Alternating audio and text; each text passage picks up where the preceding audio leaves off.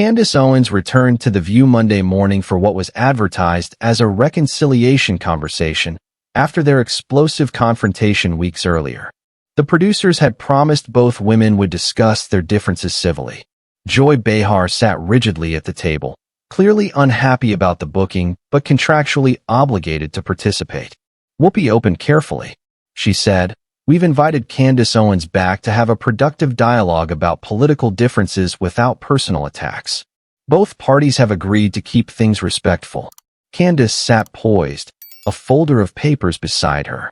She said, "Thank you for having me back, Whoopi. I'm always ready for honest conversation." Joy's jaw was already tight. She managed, "Let's just get through this professionally." The first few minutes were tense, but controlled. They discussed policy differences, voting rights, economic plans. Both women clearly struggling to maintain civility. Then Sunny Hostin asked a question that lit the fuse. She said, "Candace, you've accused Democrats of keeping Black Americans dependent. How do you respond to those who say you're being used by Republicans?" Candace smiled coolly. She said, "I find it interesting that the only time my intelligence is questioned is when I disagree with Democrats. It's almost like some people think Black folks can't think for ourselves."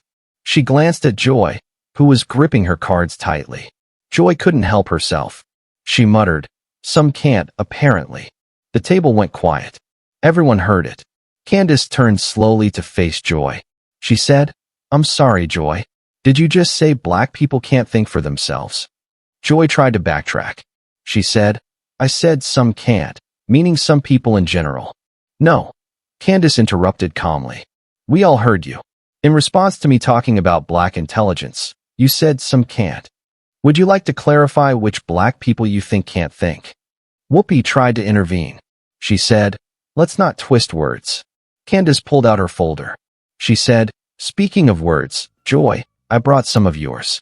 Would you like me to read your past comments about Black conservatives? Because there's a pattern here." Joy's face was reddening. She said, "Don't you dare try to paint me as racist." "I don't need to paint anything," Candace replied. "Your words do that for you. Should we start with 2018, when you called Black Trump supporters mentally enslaved? Or jump to 2020 when you said we were too stupid to see we're being used?" Sarah Haynes weakly offered, "Maybe we should take a commercial." "No," Candace said firmly. "Joy wants to mutter about Black people not thinking. Let's discuss it. Let's talk about the white liberal who thinks she owns Black thought." Joy stood up abruptly.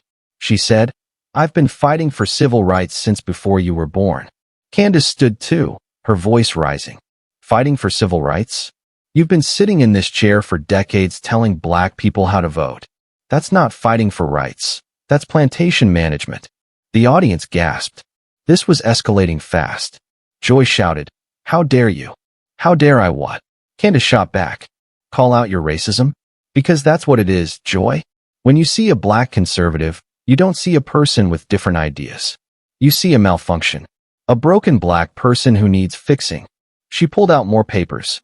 "Here's you in 2019 saying Black Republicans are voting against their own interests. Here's you in 2021 calling Senator Tim Scott delusional. Here's you last month saying I'm a puppet. Notice a pattern?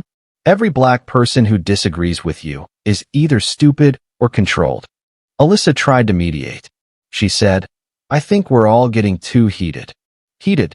Candace turned on her. "A white woman just said Black people can't think, and you want to talk about temperature?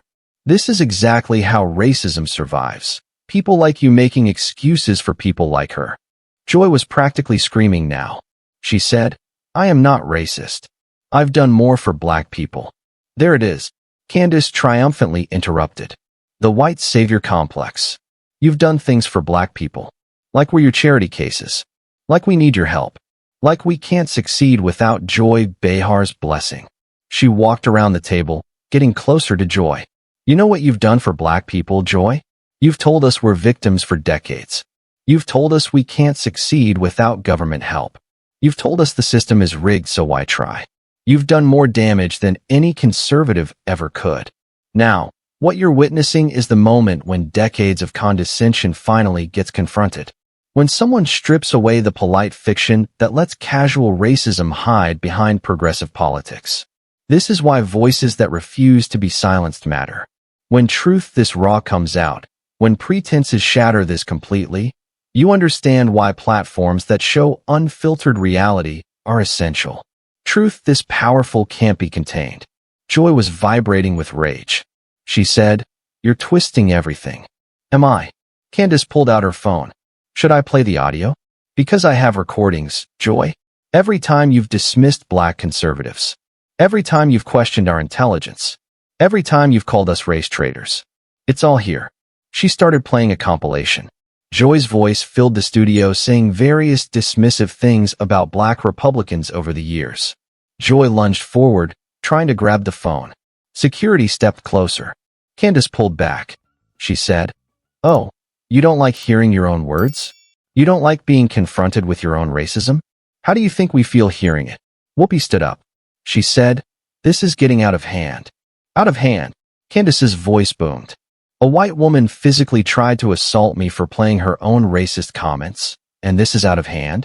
Where was this energy when she was calling us mentally enslaved?" Joy was practically incoherent with rage. She screamed, "Get her out. Get her out of here." Candace laughed. She said, "There it is, folks. The liberal tolerance. The moment a black woman doesn't bow down, it's get her out. Just like the old days, right, Joy? Uppity Negroes need to be removed." That broke Joy completely. She started moving toward Candace again, but Sunny and Whoopi held her back. Joy screamed, "I'm done. I'm done with this." She broke free and stormed toward the exit, but Candace wasn't finished. She called after her, "Run, Joy. Run from your own words. Run from your own racism." But we all saw it. America saw who you really are. Joy stopped at the exit, turning back with pure hatred in her eyes. She said, "You're evil. You're a traitor to your people." Candace smiled coldly. She said, "And there's the real Joy Behar. The one who thinks she gets to decide who's a real black person. The one who thinks disagreement equals betrayal. The racist who hides behind liberalism." Joy screamed wordlessly and stormed off, slamming the door so hard it echoed through the studio. The remaining hosts sat in stunned silence. The audience was in chaos, some cheering, some booing, everyone talking at once. Candace calmly sat back down. She said, "Well, should we continue the show? I'm happy to discuss policy with anyone who won't question my ability to think." Whoopi, shaken, said, "I think we need to go to commercial." "Of course you do," Candace interrupted. "Can't have honest conversation about liberal racism. Might upset the narrative." She looked directly at the camera. "America, you just saw what happens when black people leave the Democratic plantation. We don't get debated. We get dehumanized. We don't get disagreed with. We get called defective. That's not politics. That's racism." The show cut to commercial in complete disarray. When they returned, both Joy and Candace were gone. The remaining hosts struggled through one segment before ending the show early. Within minutes, #JoyBeharRacist exploded across social media.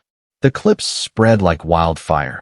Joy's "some can't comment," her physical lunge, her "traitor to your people" scream. Even liberal commentators couldn't defend it. The optics were devastating. A white woman telling a black woman she was a race traitor for her political views. Van Jones tweeted, "I disagree with Candace Owens on everything. But Joy Behar's behavior was racist. Full stop. We can't fight racism while practicing it." The View released a statement saying Joy was taking time to reflect, but insiders said she'd been suspended indefinitely. Candace posted a simple message: "Liberal racism is still racism. Today, America saw it without the mask. I pray Joy Behar gets the help she needs to confront her prejudices. Black people don't need white saviors. We need respect." The video became one of the most watched political moments ever, with over 1 billion views across platforms. Joy never returned to The View. She announced her retirement a month later, but everyone knew she'd been forced out. At a speaking event, Candace reflected, "I didn't go there to destroy Joy Behar. I went to have a conversation. But when she revealed her true beliefs about black intelligence, I had to respond. Sometimes the most important battles are the ones you don't plan." She paused, then added, "For too long, Black conservatives have endured racist attacks from white liberals who think their politics give them a pass. That day, I showed them their pass has been revoked. We won't be silent anymore. The revolution wasn't in the confrontation. It was in refusing to let racism hide behind progressive politics. It was in forcing America to see that sometimes the most dangerous racism comes with a smile and a claim of allyship. It was in 3 words that changed everything. Get her out. Because when that's the response to a black woman thinking freely, everyone can see what's really going on. And once seen, it can't be unseen.